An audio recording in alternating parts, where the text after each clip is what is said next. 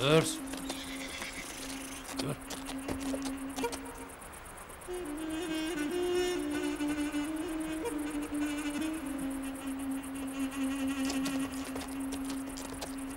Ha! Hadi! Hadi!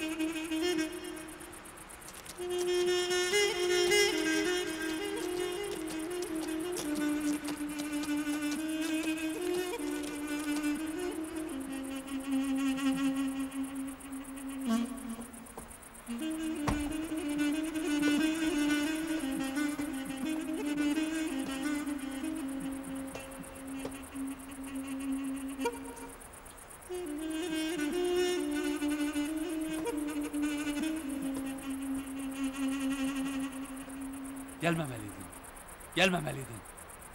Yiğitlik kaçmak mıdır? Yiğitlik sevdalısını arkasında bırakmak mıdır? Hani cesaretin? Konuşsana. Yiğitlik susmak mıdır?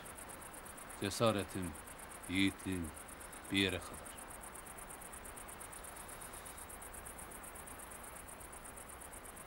Her şey senin karşında, senin olduğun yere kadar.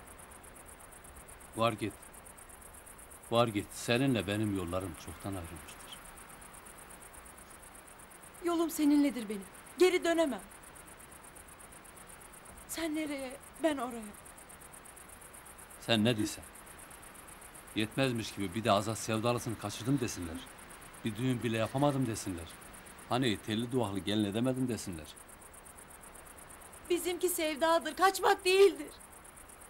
Ben senin sözlünem, ben senin helalinem.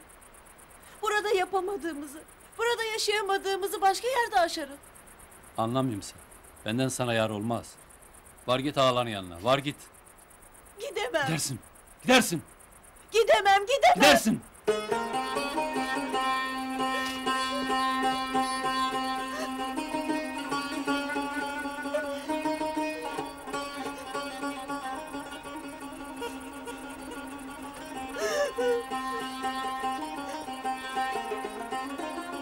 Ağlama.